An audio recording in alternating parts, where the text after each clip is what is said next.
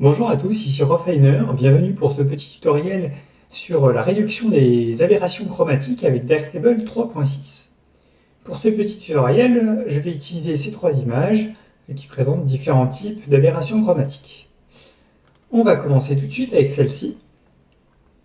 Un premier conseil va être dans l'onglet Look de Filmic RGB de mettre la saturation des tons moyens à 0. Alors pourquoi, si je l'augmente, on voit que ça rend beaucoup plus visible mes aberrations chromatiques que lorsqu'elle est à 0. Si vous souhaitez globalement que vos couleurs soient plus saturées, vous pouvez aller dans Balance des couleurs RGB. Et lorsque vous avez des aberrations chromatiques, généralement c'est la vibrance globale qui permet d'avoir le meilleur compromis entre accentuation des aberrations chromatiques et augmentation de la saturation ailleurs. Notez qu'en utilisant la saturation globale, on a un peu le même effet qu'avec Filmic. On a les aberrations chromatiques qui deviennent beaucoup plus visibles lorsqu'on augmente la saturation. Alors, revenons-en à nos moutons. Comment réduire ces aberrations chromatiques?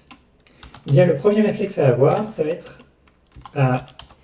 d'aller regarder la correction des objectifs, de l'activer. Alors ici, mon objectif n'est pas détecté, ce n'est pas grave. En l'occurrence, là, je vais mettre un objectif générique. Et je vais cliquer sur Remplacer AC. Et avec mes deux curseurs, je vais essayer d'atténuer au maximum les aberrations chromatiques. Alors on peut voir que si je vais dans ce sens-là, ça les accentue.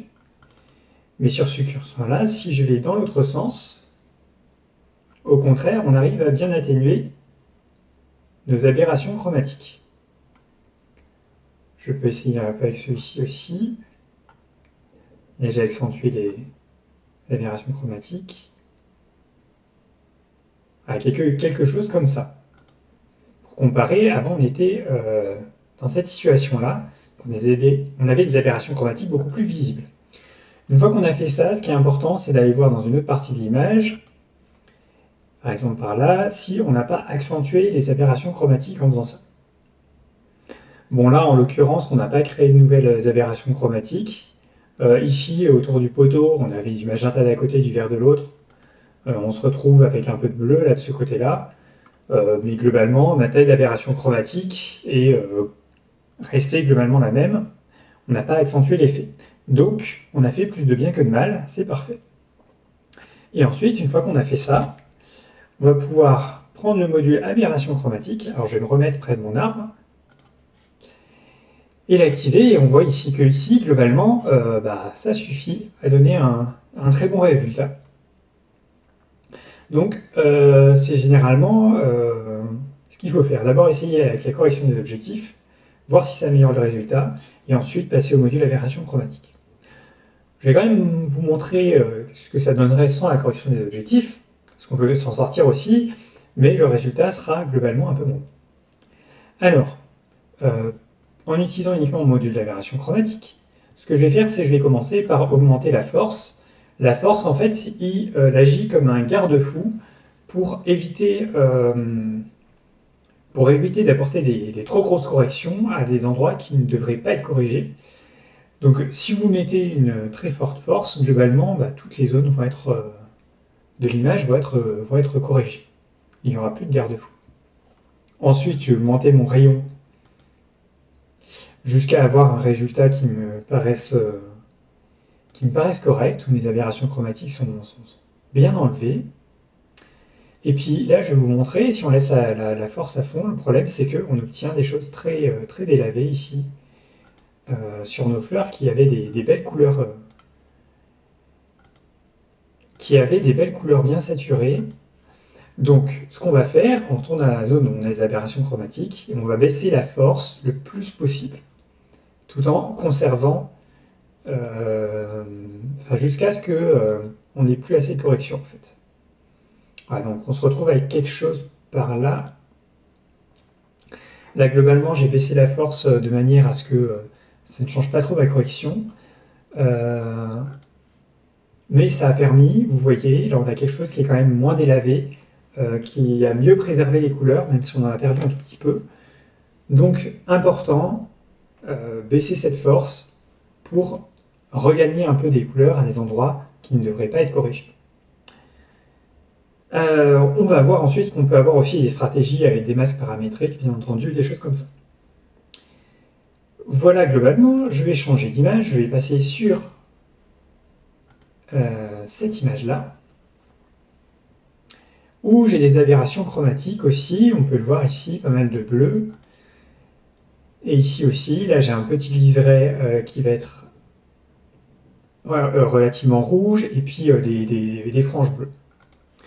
Alors, une première chose qui peut être intéressante à voir aussi dans Filmic, c'est que la manière dont on préserve la couleur va influencer à quel point on voit les aberrations chromatiques. Par exemple, ici,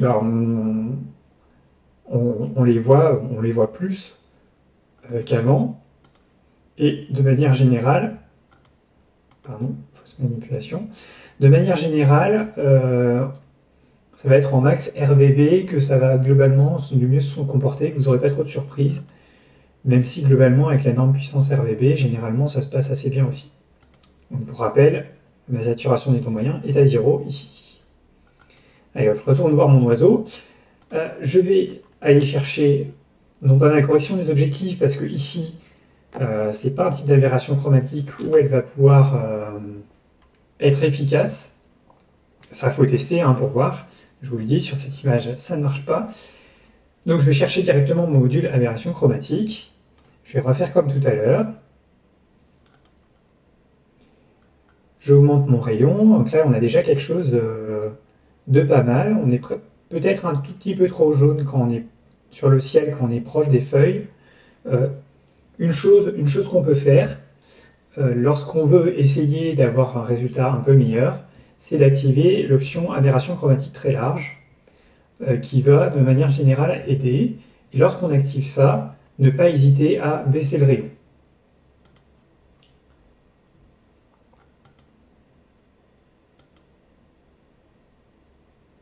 Voilà, là j'ai quelque chose de pas trop mal. Et donc, on va aller voir aussi dans notre zone en bas, ça me paraît bien. Et donc baisser la force.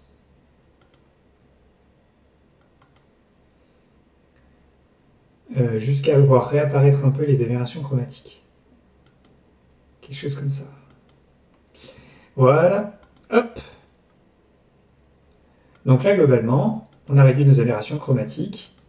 Et grâce à notre curseur de force qu'on a baissé, on a gardé globalement un peu des couleurs ici, qui sinon auraient été assez dégradées. Voilà globalement sur cette image. À ceci près que je n'ai pas encore parlé du guide. On voit que ici j'ai un paramètre qui s'appelle guide, qui me permet de choisir entre les trois canaux. Et à quoi sert ce paramètre? Il va servir à guider la correction. Il va servir à définir quel canal on utilise comme référence pour se baser, pour faire notre correction. Et en fait, ce guide, il va avoir une influence. Il va avoir une influence à la fois sur un peu le résultat global qu'on peut avoir. Sur certaines images, il y a certains guides sur lesquels l'algorithme va mieux se comporter. Et puis d'autre part, il va avoir un impact sur la netteté aussi. Puisque si je prends comme guide un canal qui est assez flou, globalement j'obtiens quelque chose d'assez flou. Vous voyez là mon oiseau, globalement c'est assez flou. Mais là en l'occurrence sur cette image, ça ne va pas être mon canal vert qui va être le plus net, ça va être le canal rouge. Et vous voyez qu'en changeant de guide, eh bien, ça m'a permis d'améliorer la netteté sur mon image. Donc voilà, ça peut être intéressant d'utiliser ce paramètre-là. Je crois que pour quand même la grande majorité des images, avoir un guide sur le vert marche généralement bien. On va passer à la dernière image qui, comme vous pouvez le voir, a des aberrations chromatiques qui sont assez violentes. Et pour celle-ci, on va voir qu'on aura besoin d'aller voir un peu des options un peu plus avancées. Là, sur cette image, clairement, la correction des objectifs n'aide pas. Donc, on va aussi tout faire avec notre module aberration chromatique. On va monter la force. Et là, vous allez voir que le problème qu'on va avoir, surtout avec des grands rayons, c'est que nos boules rouges, nos baies, eh bien, elles vont globalement devenir plus sombres. Et on n'a pas forcément envie d'avoir un effet un peu comme ça. On voit aussi qu'il y a des zones qui restent assez magenta. Donc c'est une image où il va sans doute falloir activer cette option qui va nous aider un peu. Mais globalement, là, on a un effet qui va être trop fort. Qui va trop dégrader notre image. Alors on peut essayer de changer de guide. Vous voyez que ça a quand même un effet assez important sur cette image-là. Donc globalement, là, ça va être mieux d'utiliser le vert ou le rouge parce que le canal bleu est un peu trop abîmé. Je vais rester sur le rouge. Globalement, là, on a déjà réduit pas mal de choses.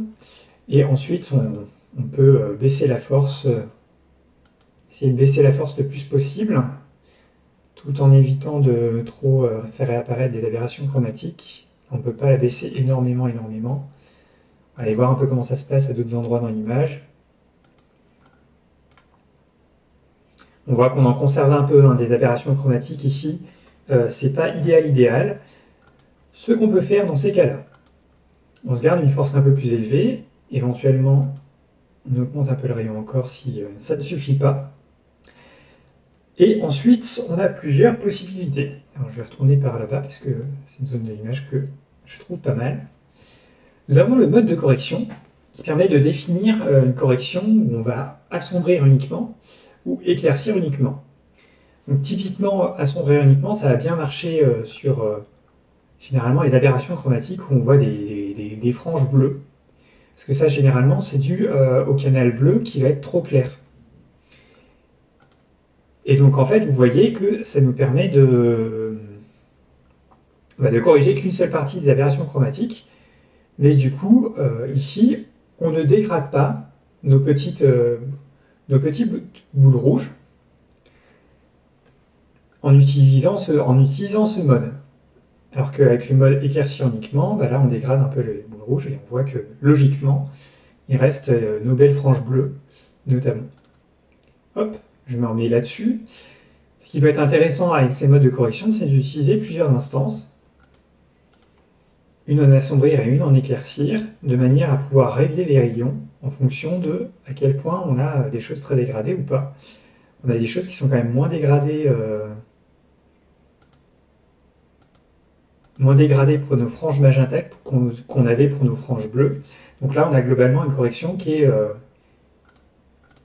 pas trop mal. On va juste comparer pour vous montrer.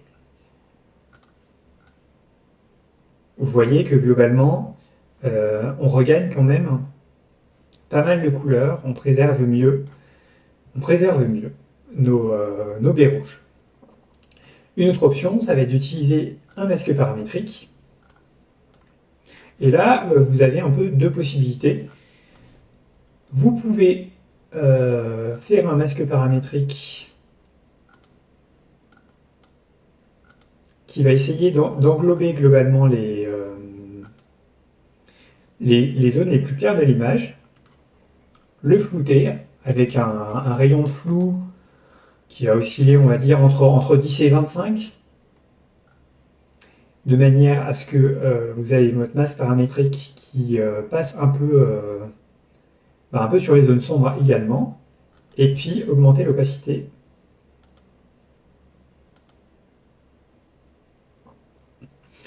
Et vous voyez que globalement ici, on a un résultat qui va permettre de mieux préserver les zones qui ne sont pas à corriger que ce qu'on avait avant. Mais on a des petites choses voilà, qu'il faudrait fignoler. Une autre possibilité, c'est de partir d'un masque avec le seuil de détail. Je vais prendre quelque chose comme ça me paraît pas mal. Pareil, on va le flouter un peu, augmenter l'opacité. Et vous voyez là, que là, en quelques clics, on a obtenu quelque chose qui est quand même vraiment bien. On préserve beaucoup mieux nos petites boules rouges que lorsqu'on n'a pas notre masse paramétrique. Donc c'est une option aussi.